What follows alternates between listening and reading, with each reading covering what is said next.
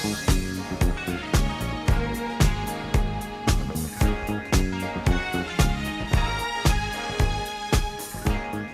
Willard, I am delighted to be among your many friends, congratulating you on your 50 years of service to the National Urban League movement and to the city and county of Miami-Dade.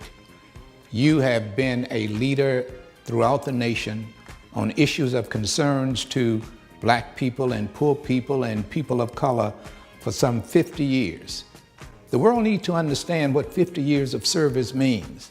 They need to understand that you are probably the only person in the Urban League movement who has spent 50 years in one location giving leadership at one urban league. I spent 29 years and I was in 3 locations. You spent 50 years in one city, which means that you went through a transformation of the city and a reinvention of yourself.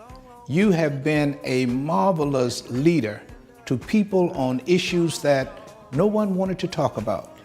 You have been the person out there on the point for 50 years. And let's appreciate what those 50 years represent.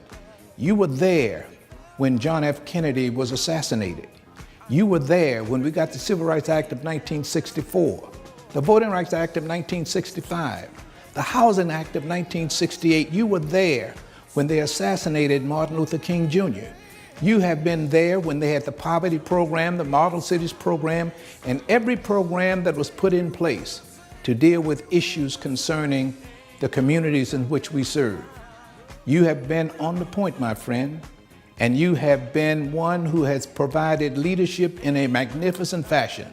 I first met him in 1965 when I joined the National Urban League and was working for the Washington Urban League and came to my first National Urban League conference. That conference was held right here in Miami, and T. Willard was sitting out front of the Eden Rock Hotel holding court. He is one of the 2 local Urban League executives I have known for some 48 years. But our relationship has not always been as smooth as I tend to express it. When I was president of the National Urban League, T. Willard was one of the local Urban League executives that had not paid his dues.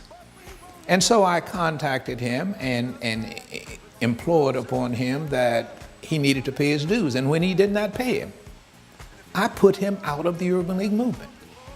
Well, T. Willard, being the kind of guy that he is, came to the national conference that year with a bucket, which he used to go around the room collecting money from people to pay his dues. T. Willard and I have gone through the ups and downs, but we've always remained friends.